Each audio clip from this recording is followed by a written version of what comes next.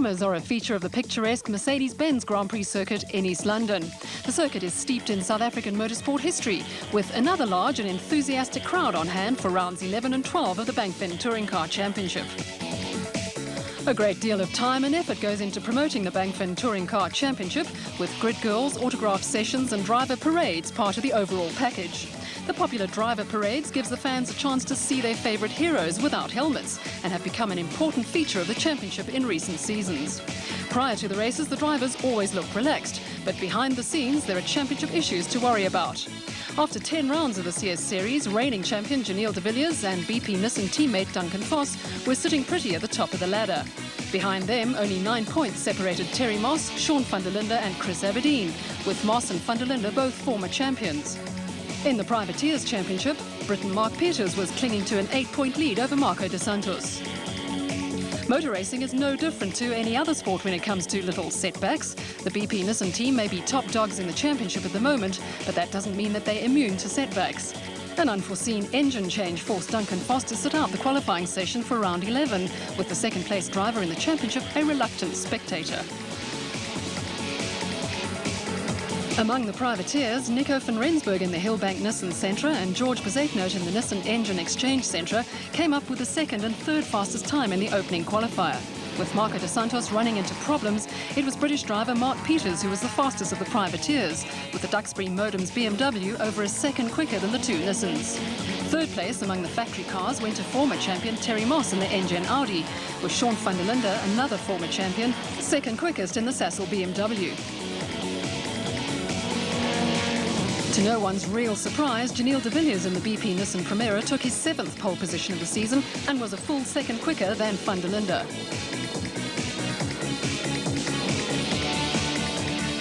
Reigning champion Janelle de Villiers was the only driver to dip into the 1-minute 27-second bracket and was obviously happy with his performance in the opening qualifying session. This track always suited our car. It goes very well, yeah. It goes very well around the fast corners, Potters and Rifle there. And I'm glad that we could qualify in such a good position. Well, I think we'll have a good race. We're getting some weight now, of course, but I think it won't be too big a problem. The qualifying session for round 12 of the Bankfin Series got underway minus Marco dos Santos, a main challenger in the Privateers Championship. After session 1 problems, the Midas Nissan Sentra was in the pits with technical crew busy with an engine change. We don't know why the motor let go. I went out to the first qualifying and there was just smoke, so I got a bit worried. So I came in right after my warm-up lap and there was oil pumping out the head of the motor, so we don't know what's wrong yet, but the guys are doing a great job there changing the motor. They're trying to finish before time, but I don't think we're going to get there. So yeah, we're going to have to start both heats from the back row. But I'm confident we'll come through. Hopefully win Privateers tomorrow. That's all I'm looking for, really. Recently married Garth Waberski missed the opening qualifying session, but bounced back with an encouraging second fastest time in the second qualifier in the DAW Toyota Camry. With no dos Santos to worry about, Mark Peters was again the fastest of the privateers, ahead of Waberski and George Bezetnote. Where the factory cars were concerned, the pace up front was hotting up. Sean van der Linde in the Sassel BMW joined Janelle de Villiers in dipping under 1-minute and 28-second barrier, but neither driver was quick enough to hold off the first session absentee, Duncan Voss. With BP Nissan team manager Glyn Hall and his technical crew anxiously watching timing monitors, Voss grabbed pole position for round 12 by 0.03 of a second from teammate de Villiers. That gave Voss his 3rd pole position of the season and the BP Nissan squad their 10th pole in 12 qualifying sessions. Van der Linde's Sassel BMW with Terry Moss's Engine Audi alongside him slotted in behind the 2 BP Nissans, with Anthony Taylor's Engine Audi and the Mike Briggs Sassel BMW on the 3rd row. Exactly what I wanted. The car was brilliant. We changed the engines. Our second engine was as good as the first one, and it's exactly where we want to be. Away from the racetrack, the Bankfin Touring Car Brigade relax with a now mandatory mini golf tournament at the completion of the Friday qualifying sessions. The pace is slower, but no less competitive, with a great deal of good-natured banter bandied about. Rival team managers like BMW's Peter de Waal politely refrain from protesting each other's handicaps, but that could change after shots like this. Multiple South African champion Mike Briggs has had a few anxious moments on the track in his time. The golf course is no different, but the likeable Briggs is never bunkered for words. I think this is actually a really good thing. I mean, at the best of times, racing drivers don't really get on with each other. So this is a good time to relax, spend some time with the drivers in a social environment. The greens of the beautiful and testing East London golf course often gives the pros a hard time. All the right body moves were there, but the greens were more than a match for the Bankfin touring car drivers. Up on the tee box, Marco dos Santos liked the look of his tee shot, but was a little late on the brakes with the ball running through the back of the green. I think it's great fun, all of us getting together on a Friday. Sort of calms things down for the Saturday, for at least the first heat, before we start fighting again. Championship frontrunner Duncan Foss found himself in kitty litter of a different kind, and the BP Nissan driver found it just as difficult to get out as the gravel traps at AA Kyalami. Minolta Toyota driver Hilton Cowie has already had a couple of shots lopped off his Bankfin Golf handicap, with championship leader Janelle de Villiers a little more adept at getting out of bunkers than teammate Foss. No, it's all good fun, you know, very relaxing, nice after qualifying, after a stressful week. You know, if it hasn't gone that well, or even if it has gone well with testing, it's nice to just get out into the course and socialise a bit with the guys. It is a type of bonding, and it creates a good atmosphere amongst the guys. The golf outings have brought an added touch of camaraderie to the Bankfin Touring Car Championship, but as always, engine Audi driver Chris Aberdeen likes to have the final say. Race day and all sorts of golf and other gentle pursuits are on the back burner.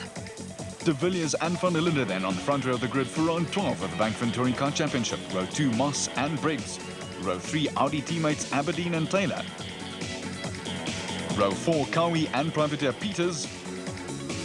And row 5, the Nissan Centris of Besaidnout and Van Rensburg. Ahead of the drivers, 12 laps of one of the most testing circuits in South Africa, and arriving at a rapid rate of knots of one of these tests, the fearsome Potter's Pass right-hander at the end of the main straight. Race cam action is from the Briggs BMW, and teammate Sean van der Linde took the bull by the horns and went around de Villiers on the outside. As sideways, Terry Moss muscled his way into third ahead of Briggs and was tucked in behind van der Linde and de Villiers as the field steamed through the daunting rifle range right-hander. Into the braking area for Cochabana, and Anthony Taylor was up alongside Briggs with Aberdeen and Cowie tucked in behind them. Now race cam action is from the Van der Linde Sassel BMW with a little nudge for the race leader from Janelle de Villiers in the BP Nissan Primera. A bird's eye view of the beach straight from the Cowie Minolta Toyota Corolla, the Cape Townian in 6th. The East London Grand Prix circuit is a contrast between the ultra-fast back section and the tight and tricky inner section. A dab on the brakes and down a gear or two for the S's and the long sweeping left-hander at Cox Corner, with Cowie keeping tabs on Chris Aberdeen in one of the 3 works engine Audis.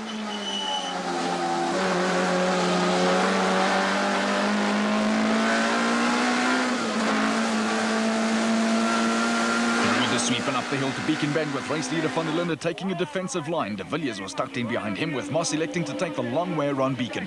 There was no way through for Mike Briggs in the second Sassel Beamer, and race order at the end of lap 1 saw Van der Linde ahead of De Villiers, Moss and Briggs.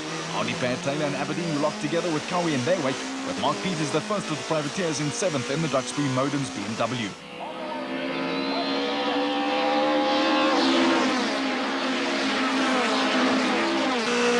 You guessed it, charging his way through from the back of the grid was Duncan Foss in the second BP Nissan Primera.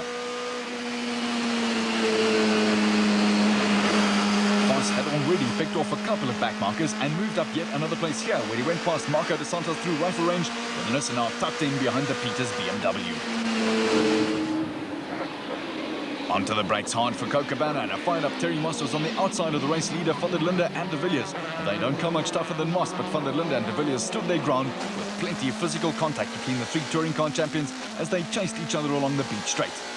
It's great race cam action from the Van der Linde Sassel Beamer, with this little scenario a surefire recipe for drama. Through the S's and into Cox Corner, and drama there was, with Terry Moss plonking 2 wheels on the dirt and leaning on de Villiers. Moss simply muscled his way past the reigning champion, with teammate Anthony Taylor dishing out the same treatment to Mike Briggs in the second Sassel BMW. Through the S's and up to Beacon Bend, race order was now Van der Linde ahead of Moss, de Villiers, Taylor and Briggs. There was a wake-up call too for Marco dos Santos, who ran wide at the S's and did a little off-roading, while up at Beacon the game was on.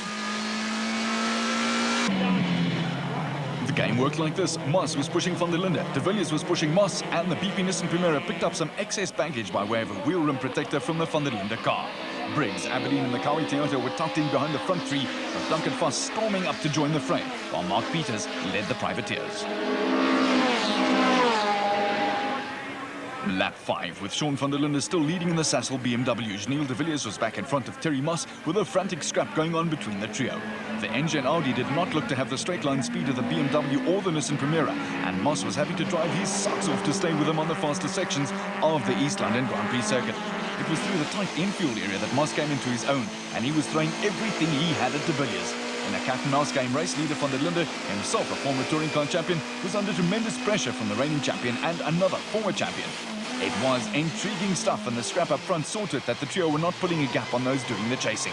Van der Linde, de Villiers and Moss were about to be joined by Duncan Foss, who had moved ahead of Aberdeen, Cowie and Briggs, and was now unbelievably up to fourth in the second BP Nissan Primera.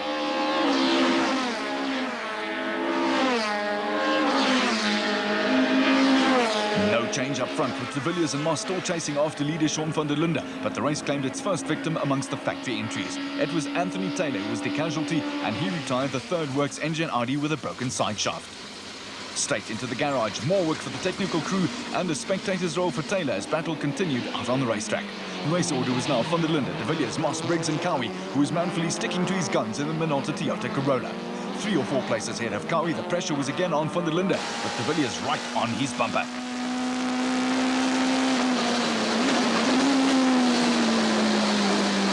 Moss was using the dirt on both sides of the S's to again close right up on de Villiers, and that is the sort of all-out aggression that has made Moss a favourite with crowds throughout South Africa. Through Cox Corner, into the sweep, the situation was again primed for drama. Race cam action as de Villiers tried to muscle his way past van der Linde on the inside of the sweep. With van der Linde refusing to budge, the two cars were swapping paint, and de Villiers was forced to back off. The BP Nissan Primera had a couple of wheels on the dirt, and the lost momentum was enough to shoot Moss into second, with teammate Foss closing right up on de Villiers.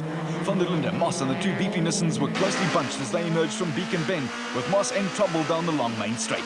Superior straight-line speed saw de Villiers go steaming past the engine Audi, with Foss pulling alongside Moss as they headed for Potter's Pass.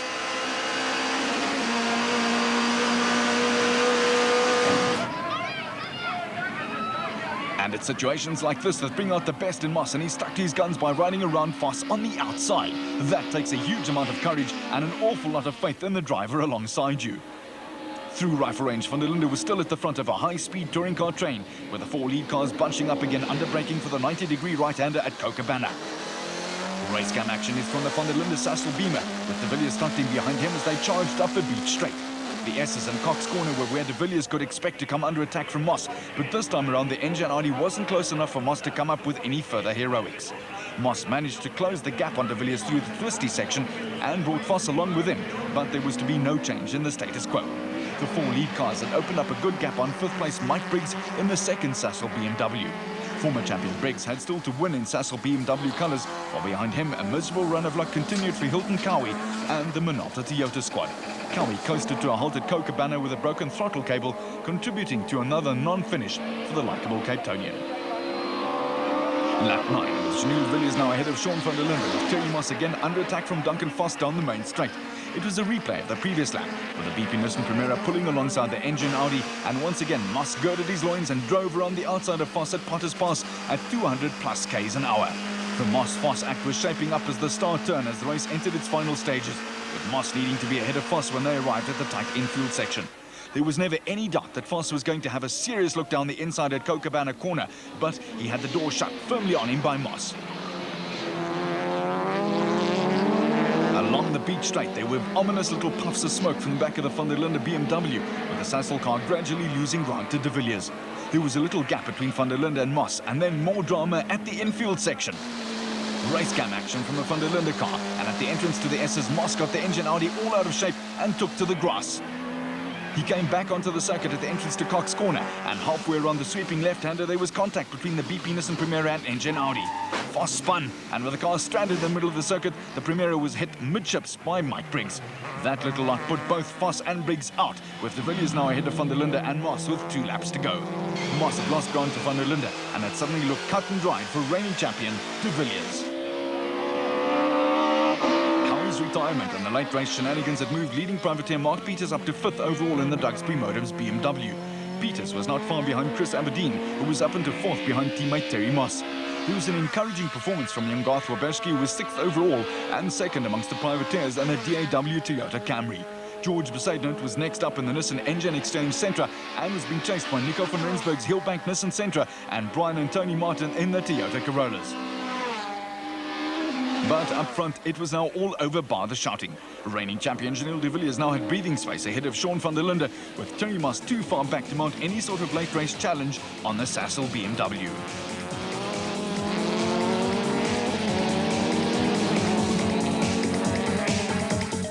Win number 8 this season for the BP Nissan team, with 3 different manufacturers on the podium.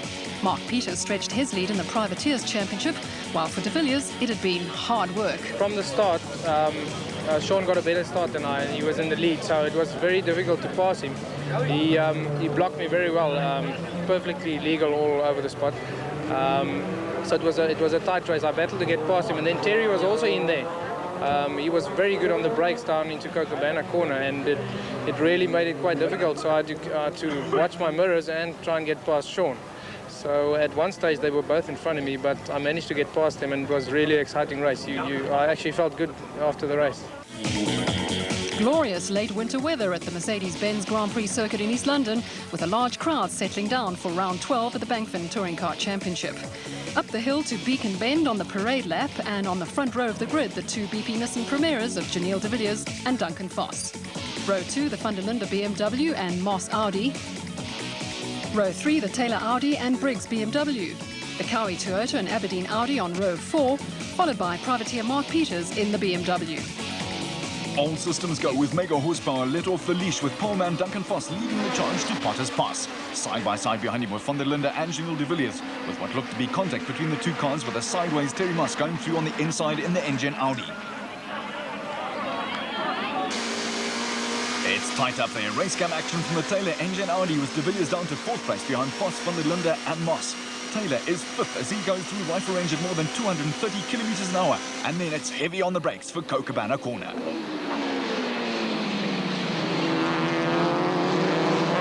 Safely through the 90-degree right-hander, and now it's race cam action from the Hilton Cowie Minolta Toyota Corolla as they head up the beach straight to the tight infield section at the S's and Cox corner. Coming up to the entrance to the S's, and this is where Terry Moss comes into his own. He closed right up on de Villiers and through Cox corner, was looking for a way past the BP Nissan.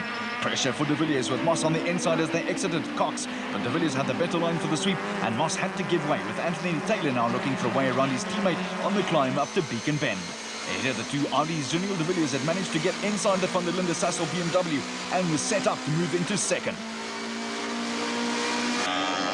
Through went the round 11 winner and championship leader, and there wasn't much van der Linde could do about it. With the rest of the field streaming through Beacon, the BP Nissan Primera was starting to edge away from the Sassel Beamer as the cars flashed past the pits the first time.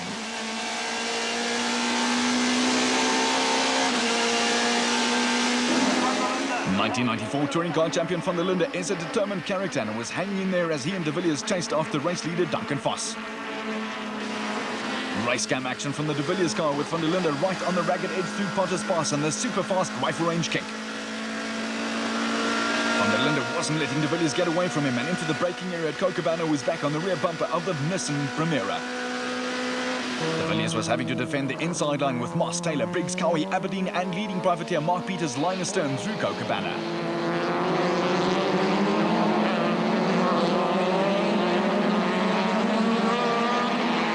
Race cam action now from the van der Linde Sassel BMW, and through the S's and into Cox corner, van der Linde was right up there with Foss and de Villiers. Foss put a wheel on the dirt through the S's, with a BP Nissan Primera showing the round 11 scars when he was round amidships by Mike Briggs in the Sassel Beamer. It was all very orderly now as the procession went through Cox corner and the sweep, with the Nissans out in front and van der Linde under pressure from Moss up the hill towards Beacon Bend.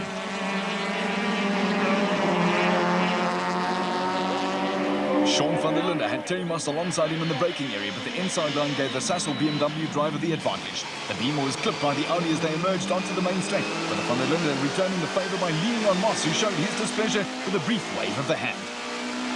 Moss now had teammate Anthony Taylor tucked in behind him, with Briggs 5th Cowie 6th, Aberdeen 7th, and Peters 8th, and once again in front of the band of privateers. Down at Potter's Pass, there was action aplenty, with de Villiers trying to go around the outside of Duncan Foss. De Villiers finally decided discretion was the better part of valour and tucked in behind his teammate, with both Moss and Taylor moving ahead of Sean van der Linde. Van der Linde now had his work cut out to get past both Terry Moss and Anthony Taylor. But all of a sudden, half the job was done when Moss slowed along the beach straight. Anthony Taylor and Sean van der Linde also went sailing past the engine Audi, and up ahead there was more drama, with Janelle de Villiers nipping through on the inside of Duncan Foss at the end of the beach straight to move into the lead. Race order was now de Villiers ahead of Foss, Taylor and van der Linde, with puffs of smoke from the back of the Moss engine Audi as they went through Cox Corner, and the sweep. Was Moss in trouble? Up the hill towards Beacon Bend, the unfortunate Terry Moss was also passed by Mike Briggs and Hilton Cowie, and now it was clear that the engine Audi was in serious trouble. There was just enough gap between the cars to ensure that there were no heroics from anyone at Beacon Bend, and as the rest of the field streamed down the main straight, confirmation of Moss's problems came when the engine Audi pulled into the pits. The technical crews were waiting for Moss, but he quickly indicated that for him it was the end of another day at the office, and not a happy ending at that. Half distance, with Janelle de Villiers and Duncan Foss starting to pull away from the battle for third and fourth between Anthony Taylor and Sean van der Linde. Further back, Mike Briggs was fifth and Hilton Cowie sixth in the Minolta Toyota. Behind Cowie, there was a change of order amongst the privateers, with Garth Roberski taking a DAW Toyota Camry into the lead, ahead of Mark Peters at Cochabana. To add insult to injury, Peters was given a whack up the backside by Marco de Santos, who was not having a happy day himself. With Moss out of the running and the two BP Nissans starting to pull away, the main interest had shifted to the Taylor van der Linde scrap, with Mike Briggs keeping a watching brief in the second Sassel BMW. Briggs was maintaining the gap between himself and Cowie, with Chris Aberdeen in seventh, unable to make any impression on the Minolta Toyota at all.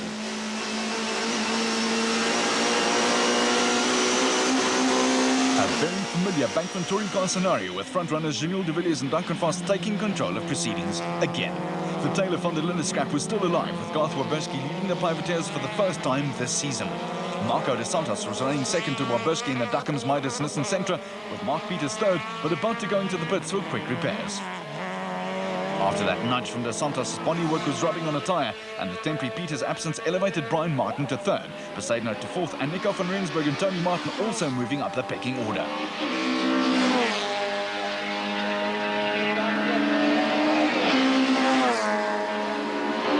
Two-thirds distance gone, and Janelle de Villiers and Duncan Foss were now well clear of their pursuers, with another BP Nissan Primera 1-2 almost a fait accompli. Behind the Nissans, Sean van der Linde had managed to get ahead of Anthony Taylor, with Mike Briggs and Hilton Cowie still keeping a watching brief on the battle ahead of them. Like teammate Terry Moss in round 11, Taylor was having to work hard to stay with van der Linde, with a Sassel BMW having the legs on the Audi on the fast sections of the East London GP circuit. It was through the tighter pits that Taylor closed on van der Linde, with the Krugersdorp youngster throwing the engine Audi all over the show. Van der Linde and Taylor were comfortably clear of Mike Briggs, still looking for his first win in BMW colours, and Hilton Cowie wasn't making any impression on the former champion. For all that, the prospect of going the full race distance must have been a boost for the Minolta Toyota man. The privateers had lost another leader, with Garth Roberski retiring the DAW Toyota Camry with a broken side shaft, and there was about to be yet another change. The de Santos Duckham's Midas Nissan Sentra was blowing smoke all over, and the black flag from Clerk of the Course Brian Hoskins put de Santos out of his misery, with Brian Martin now leading George Besaidnout and Nico van Rensburg for the privateers. Reigning champion and championship leader Janelle de Villiers now had a comfortable gap over teammate Duncan Foss, but BP Nissan hopes of a 1-2 were blown out the window when Foss spun off at Potter's Pass. Speculation was that he hit oil dropped on the previous lap by de Santos, and by the time he had everything under control again, Foss was passed by van der Linde, Taylor, Briggs and Cowie, from second to seventh in one very easy move, and with race distance rapidly running out, the unfortunate Foss did not have much time in which to repair the damage. Foss's off-road excursion left de Villiers way out on his own at the front of the field, with a second win for the day and a tighter grip on back-to-back championships, a bright prospect for the young Cape Townsian.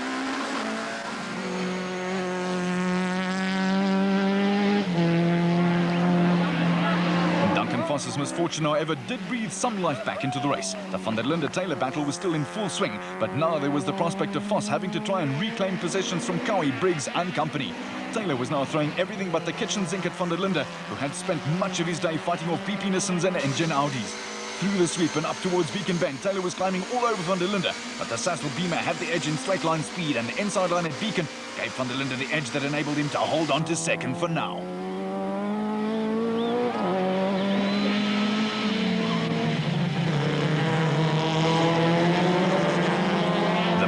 Was that race leader Gilles de Villiers was long gone, but Duncan Voss had Hilton Cowie in his sights down the main straight, and at Potter's Pass a fired-up Anthony Taylor let it all hang out and made up 2 or 3 car lengths on van der Linde by simply bombing through one of the most daunting corners in South African racing.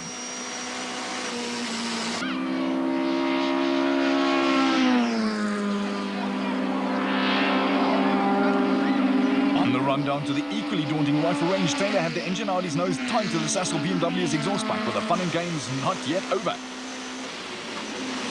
Race cam action from the Briggs BMW captured the drama as van der Linde ran into serious problems under braking for Kookaburra and spun out. Briggs managed to avoid the spinning with van der Linde, but behind him Voss was balked and was almost hit by Cowie. Van der Linde then had a rush of blood, and on future trips to the East London Grand Prix circuit will avoid similar action if he ever spins out at Kookaburra again. Van der Linde stuck in the mud, and Taylor was now clear in second, with Briggs up to third and in line for his first podium finish of the season. Down at Kookaburra, marshals had to help van der Linde get mobile again, and by the time he was back on the circuit, Gilles de Villiers was flashing his lights in recognition of the checkered flag.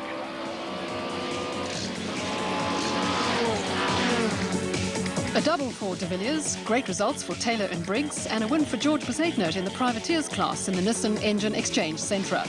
And on the podium, Taylor and Briggs celebrating their well-earned finishes. I had a little bit of a brake problem, and I think Sean had the same problem because on the last lap going into Kookaburra, I think he just overdid it and went wide, and I managed to come through. A massive lead for Nissan in the Manufacturers' Championship, with Audi starting to edge clear of BMW.